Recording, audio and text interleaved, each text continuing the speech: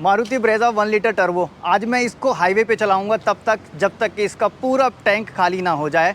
एक टैंक में कितनी चली जाती है, कितना माइलेज निकाल के देती है और हाईवे पे क्या परफॉर्मेंस है गाड़ी का, आज की वीडियो में आपको बिल्कुल क्लियर हो जाएगा। हर बार आप लोग कहते थे आप लाइट फूड चलाते हो, आपका तो माइलेज ज़्यादा ही निकलता है। इस बार मैं कोशिश करूँगा गाड़ी को दबा के चलाने की, एक पीक परफॉर्मेंस पे ले जाने की, ताकि एक रियल पिक्चर निकल के सामने आए। सामने पेट्रोल पंप है, यहाँ से मैं टैंक फुल कराऊँगा। BP का पंप है, टैंक फुल कर देना भाई साहब। और अभी मैं किच्छा के आसपास कहीं खड़ा हूँ उत्तराखंड में। मैं निकलूँगा यहाँ से यूपी की तरफ, बरेली, शाहजहांपुर, लखनऊ, बाराबंकी, ये सब होते हुए आगे तक चला जाऊँगा। बाकी गाड़ी में इस बार लोड भी है, 5 पैसेंजर गाड़ी में बैठे हैं, एक छोटा बच्चा भी है और गाड़ी में फुल लगेज है। टैंक फुल हो गया, फुल ऊपर तक कर दो भाई साहब। अभी 9 लीटर पे हमारा कट हो गया। इससे पहले मैं अभी पहाड़ों से होके आया था, पहाड़ों के बाद फिर मैंने ये गाड़ी लोकल चलाई। जितना भी माइलेज होगा वो भी आपको अभी स्क्रीन पे दिखा देता हूँ। रीसेट करूँगा सामने ही, किलोमीटर भी 0 करूँगा और माइलेज भी रीसेट करूँगा। ये देखो जी, ये उंगली लग रही है मेरी, ठीक है, इतना ऊपर तक आया है। और मैं जब फुल दोबारा कराऊँगा तब भी इतना तक कराऊँगा। आ गया यहाँ पे 12 लीटर 13 पॉइंट, 1210 रुपये का तेल। गाड़ी को साइड में लगा के पहले ट्रिप रीसेट करता हूँ मैं। इससे पहले का मैंने B किया हुआ था, ये था B ट्रिप। और इस B ट्रिप में 205 किलोमीटर गाड़ी चली थी जब मैंने 0 किया था टैंक फुल में। माइलेज इसमें दिखा रहा है 18.1 का। और अब मैं A ट्रिप को 0 करूँगा, 0। यहाँ से MID पे माइलेज भी 0 करूँगा, 0। यहाँ से 0 हो गया। 28 डिग्री टेम्परेचर है, अभी बाहर बारिश हो रही है और यही हाईवे सीधा आगे चला जाएगा। अब मैं यहाँ से स्टार्ट करता हूँ। AC चल रहा है, बाकी आज पैसेंजर भी फुल हैं। लगेज गाड़ी में पूरा रखा हुआ है और गाड़ी थोड़ी दबा के भी चलूँगा। अभी मैं किच्छा से अलग हट गया, सीधे बरेली वाले रोड पे ये रास्ता चल रहा है। और अभी मैंने गाड़ी जो चलाई है 10 किलोमीटर सिर्फ चलाई है। रेंज दिखाना रह गया था, एक्चुअल में रेंज भी आती है इसमें कि फुल टैंक में कितना चलेगी। ये अभी माइलेज आया है अभी तक 20.9, रेंज 671 किलोमीटर की बता रहा है ये फुल टैंक में। और इधर ये हाइब्रिड वाली बैटरी भी फुल पे चल रही है। मैं आपको हाइब्रिड का परफॉर्मेंस साथ में भी बताऊंगा कि हाइब्रिड कैसे कैसे परफॉर्म कर रहा है, किस जगह पे। साथ में गाड़ी को लो RPM पे ले जाके, कई बार ऐसा होता है कि हम लोग बिना गियर शिफ्ट किए गाड़ी लो RPM पे चली जाती है और हाईवे पे है, तो फिर हमको चाहिए होता है कि पावर, वो गाड़ी पावर लेने में कितना सक्षम है, कितना अच्छे से उठा पा रही है। एक एक चीज़ बिल्कुल तसल्ली से समझ के एकदम प्रैक्टिकल आपके साथ शेयर करूंगा एज इट इज़। लेकिन हाँ, इसके लिए मुझे थोड़ा सा समय चाहिए, कम से कम 100-150 किलोमीटर में आगे चल जाऊं, फिर आपके साथ शेयर करता हूं। अभी तो 671 किलोमीटर की रेंज है, 700 किलोमीटर चलने में हमें पूरा दिन लग जाएगा। अभी मैं करीब गाड़ी 136 किलोमीटर चला चुका हूं। कोशिश कर रहा हूं मैं स्पीड 100 की मेंटेन करने की, लेकिन अभी ये हाईवे अभी तक ऐसा है कि इस पर आप स्पीड ले ही नहीं सकते। एक तरह का ये लोकल ही रोड है। मैं बरेली पहुंचा, वैसा ही हाल, रास्ता खराब और साथ में वो लोकल ट्रैफिक। बरेली क्रॉस किया, सीतापुर की तरफ बढ़ रहा हूँ। शाहजहांपुर रह गया है 14 किलोमीटर। लेकिन एक बात तो है, 1 लीटर का ये टर्बोचार्ज इंजन है और सेम अगर मैं देखूँ मैग्नाइट के साथ भी सेटअप 1 लीटर टर्बोचार्ज मैंने चलाया है, उससे मच बेटर है चलने में, परफॉर्मेंस में, पावर में, क्योंकि इसकी ट्यूनिंग वो बहुत अच्छे तरह से हुई है। आपको ये 1 लीटर का फील नहीं कराएगा। गियर की शिफ्टिंग जल्दी मांगता है समय से पहले। अगर आपको पावर में रहना है तो आपको ये गियर शिफ्टिंग का मीटर इसको अवॉइड करना पड़ेगा। अभी मैं 6 गियर पे चल रहा हूँ और जब मैं रिकॉर्ड करता हूँ तो मैं स्पीड थोड़ी स्लो कर लेता हूँ ताकि डिस्टर्बेंस ना हो। वैसे मैं अचीव करने की कोशिश कर रहा हूँ इसमें 90 और 100। लखनऊ 191 किलोमीटर अभी यहाँ से दिखा रहा है। अभी 2000 RPM पे अगर मैं गाड़ी को ले जाऊँ, अब थोड़ी सी रोड खुली आई है, 2000 RPM पे मैंने एकदम 100% एक्सीलेटर दबा दिया है। देखो इधर पावर दे रहा है हाइब्रिड भी और इधर मीटर 100 पे पहुंच गया। 100% दबाने पे ये बिल्कुल एकदम बूस्ट करके निकल रही है। एक जो चीज़ बदली है इसमें पहले वाली ब्रेज़ा से, इसमें स्टेबिलिटी पहले से ज़्यादा है। जो आपको कंट्रोल, जो आपको स्टेबिलिटी फील होती थी पहले ब्रेज़ा में 80 की स्पीड में, वो मुझे अब 100 की स्पीड में फील हो रही है। जबकि कंपनी ने ऐसा कुछ नहीं कहा कि हमने ऐसा क्या किया है, लेकिन शॉकर थोड़े से हार्ड हुए हैं, स्टेबिलिटी थोड़ी सी बढ़ गई है।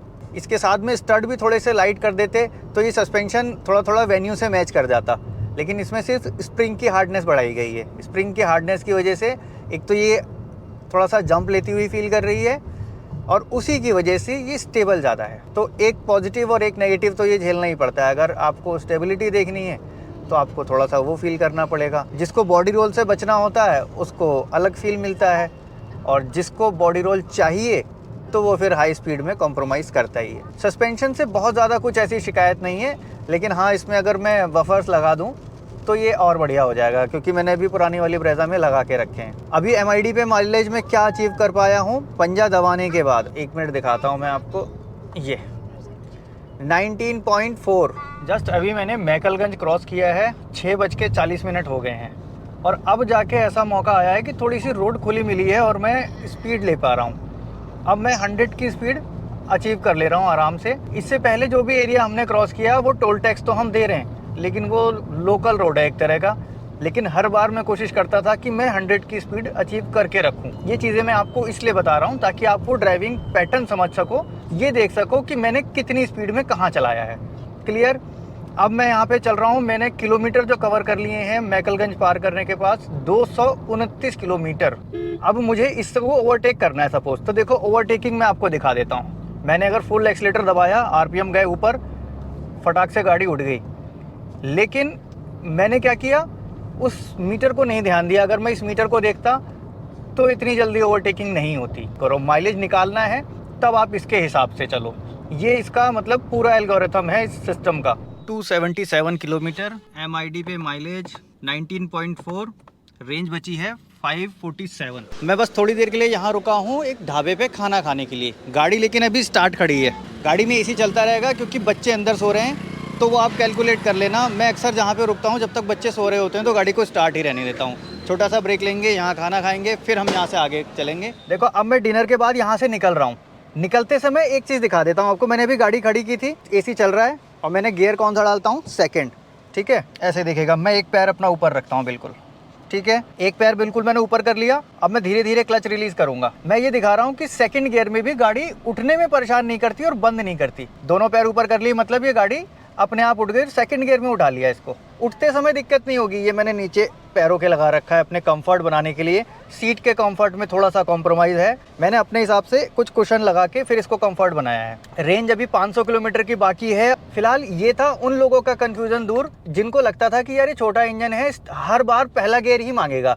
ये ऐसा नहीं कि पहला गियर मांगे, सेकंड गियर में उठा के मैंने आपको दिखा दिया ऐसे ही, विदाउट एक्सीलेटर उठ जाता है आराम से। और मैंने जब इसकी टेस्ट ड्राइव ली थी तो मैंने हैंड ब्रेक लगा के भी इसको ट्राई किया था। इसके ECU की जो प्रोग्रामिंग है वो इतनी सटीक तरीके से की गई है कि बिल्कुल लोड के हिसाब से वो वहाँ पे फ्यूल बढ़ा देता है अपने आप। उसने लोड बढ़ाया और RPM को अननेसेसरी ऊपर नहीं बढ़ाता, RPM उतने पे ही रह रहे हैं। देखा आपने पूरा? ध्यान से इस पर रिवाइंड करके एक बार देख लेना, कैलिब्रेशन समझ जाओगे। बात करते करते 40 की स्पीड पे इसने चौथा गियर मांग लिया और मैंने डायरेक्ट चौथा गियर डाल दिया। देखो 1000 RPM पे गाड़ी चल रही है, 1200 RPM पे चल रही है, आपको ये लैग कराएगी ही कराएगी।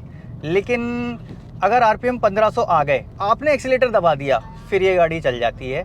और एक्सीलेटर एक हद तक दबाया, सपोज आपने दबाया 20%, मेरा अभी 20% है, ठीक है। अब मैं आपको मीटर दिखाऊंगा एक बार। 20% है, स्मार्ट हाइब्रिड में कोई इंडिकेशन नहीं है। मैंने एक्सीलेटर फुल दबा दिया, फुल दबाते ही अब देखो स्मार्ट हाइब्रिड की बैटरी ने काम किया। ये देखो बीच में व्हील है, आपको एरो दिखा रहा है कि बैटरी से पावर व्हील में जा रही है। अब मैंने डी एक्सेलेरेट किया तो व्हील से पावर बैटरी में जा रही है। कहने का मतलब ये है कि लो RPM पे स्मार्ट हाइब्रिड काम नहीं करेगा, आपको वो पावर नहीं देगा। जब 1500 RPM के ऊपर इंजन घूम रहा होगा तभी वो स्मार्ट हाइब्रिड की बैटरी सपोर्ट करती है। अभी मैं लखनऊ क्रॉस कर रहा हूँ और लखनऊ सिटी के अंदर अंदर जा रहा हूँ, मैंने बाईपास नहीं लिया। सिटी के अंदर से क्रॉस करते समय अभी देखो 90 का माइलेज है, 19 का। अभी भी मैं कोशिश कर रहा हूँ कि गाड़ी को थोड़ा सा खींच के ही चलाऊं। ओवरटेकिंग खूब अच्छे से कर रहा हूँ। लखनऊ क्रॉस हो जाएगा, यहाँ से फिर आगे आ जाएगा हमारा श्री राम जन्मभूमि अयोध्या, और हमें ये गाड़ी चलानी है टैंक खत्म होने तक। अब हाईवे पे हैं तो एक बार लाइट का थ्रो भी आप चेक करो। देखो मैं अच्छी खासी स्पीड मेंटेन कर रहा हूँ। जब आप स्पीड ज़्यादा बढ़ाते हो तभी आपको लाइट की कमी फील होती है। ये VXI मॉडल है, इसमें सिंगल प्रोजेक्टर आता है हैलोजन के साथ, लेकिन मुझे कोई ऐसी दिक्कत नहीं लग रही। अच्छी खासी रोशनी है, कोई ऐसा एक्स्ट्रा अपग्रेड करने की ज़रूरत नहीं है। लेकिन हाँ, फिर भी अगर किसी को ज़रूरत पड़ती है तो एक्स्ट्रा आप हैलोजन लगा सकते हो नीचे फॉग लैंप वाली जगह पे। अभी 2:06 हो गए हैं। गोरखपुर के आसपास कहीं मैं रुका हूँ। अभी 583 किलोमीटर गाड़ी चला चुका हूँ। अंदर बच्चे सो रहे हैं इसलिए मैं बोल के रिकॉर्ड नहीं कर सकता, थोड़ी सी मजबूरी है। लेकिन अभी मैं आपको ब्रेकिंग का एक्सप्लेन करना चाहता था। इस गाड़ी की ब्रेकिंग मैंने अभी टेस्ट की। अचानक से ऐसा मूवमेंट बन गया कि अयोध्या पार करते ही एक मेरे आगे एक्सीडेंट होता है। एक बाइक वाला डिसबैलेंस होता है और गाड़ी के आगे चल रहा होता है और वो गिरता है, और मैं ब्रेकिंग भी लेता हूँ ब्रेक लेने के बाद गाड़ी स्टेबल रहती है और फिर मैं उस बाइक को बचाता हुआ साइड से निकल जाता हूँ। गाड़ी बिल्कुल मतलब मुझे ऐसा बिल्कुल भी फील नहीं आया कि नहीं मैं भी कॉन्फिडेंस लूज़ कर रहा हूँ या फिर कुछ हो जाएगा।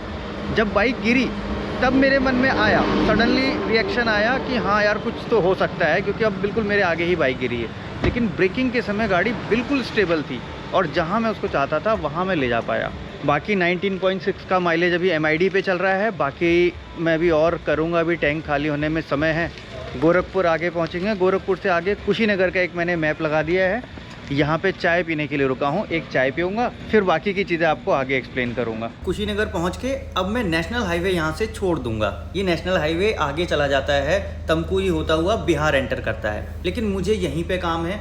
अब आगे का रास्ता मेरा लोकल सड़कों का होगा, गाँव का होगा, ख़राब रास्ते होंगे, बहुत सारी चीज़ें होंगी। लेकिन ये जो किलोमीटर की रेंज है अभी तक जो गाड़ी चली है ये फुल ऑन हाईवे पे ही चली है। अभी भी 171 किलोमीटर की रेंज बाकी है इस टैंक फुल के हिसाब से।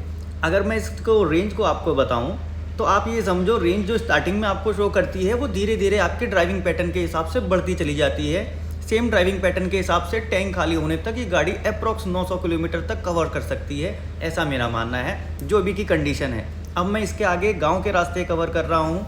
गाड़ी में स्टार्ट रह के AC चलाने की भी कंडीशन चली आएगी, लेकिन आपको एक सटीक माइलेज मिलेगा, मैं उसको टोटल कैलकुलेट करके बताऊंगा। अब पहुंच गए हम लोग BP पेट्रोल पंप पे। अब हम लोग टैंक फुल कराएंगे, लेकिन टैंक फुल करने से पहले मैं आपको क्लियर बता दूं, अब आज तीसरा दिन है, मेरे कपड़े भी चेंज दिख रहे होंगे। गाड़ी 771 किलोमीटर चल चुकी है, लेकिन 654 किलोमीटर की रीडिंग पे हमने नेशनल हाईवे छोड़ दिया था और बाकी गांव के रोड स्टार्ट हो गए। हमें गांव के अंदर जाना पड़ा, बहुत सारी कंडीशन आई, गाड़ी में AC चला के भी बैठे, तो वो पार्ट हम आगे कट कर देंगे। प्रैक्टिकल माइलेज हम हाईवे का निकाल रहे हैं, इसलिए मैं आपको हाईवे का बताऊंगा। भाई साहब टैंक फुल कर दीजिए। कैसे बैक हो गया? टैंक फुल करना है 90 का, तो बैक क्यों हो गया ये? 90 का करके फिर से बैक हो गया। क्या बैक होता है पता नहीं, क्यों बैक क्यों हो गया था? ये कट जाता है, तेल में टच हो जाता है। तेल में टच ही कहाँ है, तो पूरी टंकी खाली है, ऐसे कैसे टच हो गया? क्या हुआ, फिर कट हो गया? यार मेरा तो गड़बड़ हो जाएगा, फिर 100 का तेल आ गया, ये फिर कट कर गया। अच्छा, वो मशीन में आपके कुछ दिक्कत होगी इसलिए चलाना पड़ते हैं। तो आज तक इतने जगह पेट्रोल ले रहे हैं, ऐसा कुछ हुआ नहीं। अब फिर से आप लिखोगे 100 रुपये और 90 रुपये। जितना हाथ से चलाइए ऐसे पकड़ के। अच्छा, शुरू किया भाई साहब, वो बता रहे हैं कोई टेक्निक है, इससे करके करना पड़ेगा, इसलिए वो कट कर जा रहा है। अब हमारे लिए कैलकुलेट करना मुश्किल होगा। 90 का पेट्रोल पहले आ गया, 100 का पेट्रोल फिर बाद में आ गया, अब वो 190 का, और यहाँ प्राइस है 101 रुपये 91 पैसा। हमको लगता है आ गया, बस बस बस। लो जी, बड़ी मुश्किल से भरा गया है, ऊपर तक आ गया टैंक फुल। अभी देखो 43.11 44.97 772 किलोमीटर कंप्लीट टोटल। और अभी MID पे जो माइलेज है 18.3। तो पहले तो हम इसका एक एवरेज माइलेज निकाल लेते हैं, टैंक टू टैंक कितना आया, जो सटीक आया है, जिसमें लोकल और हाईवे मिला हुआ है। हमारा टोटल किलोमीटर है जी 772। एक्चुअल में पेट्रोल आया है 44.97। अब इसके हिसाब से जो टैंक टू टैंक माइलेज है वो 17.16 आता है, लेकिन इसमें 18.3 है। लगभग 1 किलोमीटर का डिफरेंस आ जाता है MID से और टैंक टू टैंक में। अब हम 1 किलोमीटर वाले डिफरेंस को लेके चल रहे हैं। अब हम लेते हैं हाईवे की रीडिंग, जो हमने हाईवे छोड़ा था। देखो सारी चीज़ बिल्कुल क्लियर हो जाएगी, ये भी आपके समझ में आ जाएगा। टोटल किलोमीटर थे इसमें 654 किलोमीटर, 54 किलोमीटर। जब मैंने हाईवे छोड़ा था तो वो स्क्रीन पे लगा दूंगा मैं आपको, शॉर्ट देख रहे होगे आप। 654 किलोमीटर चली थी और MID पे माइलेज शो हो रहा था उस समय 19.6। तो सीधा एक का वेरिएशन हम टैंक टू टैंक में कम कर देते हैं तो निकल के आता है जी 18.6 का माइलेज। अभी तक की जो आपने हाईवे की ड्राइव स्पीड और गाड़ी में फुल पैसेंजर लोड जो भी कंडीशन रही, ये माइलेज हमारा Maruti Brezza 1 litre turbocharge engine ने निकाल के दिया। मैंने कोशिश की आपको सारी चीज़ें प्रैक्टिकल और ट्रांसपेरेंट दिखाने की। वीडियो अगर अच्छी लगी हो तो इसको लाइक कर देना, और मुझसे कुछ बताने से रह गया हो, कोई एक्सपीरियंस बाकी बचता हो, आपको कुछ और जानना हो, तो नीचे कमेंट बॉक्स में आप पूछ सकते हो। अगर चाहो तो मुझे इंस्टाग्राम पे भी फॉलो कर सकते हो। मैं मिलूंगा आपसे नेक्स्ट वीडियो में ऐसे ही किसी इंटरेस्टिंग टॉपिक के साथ। Thanks for watching.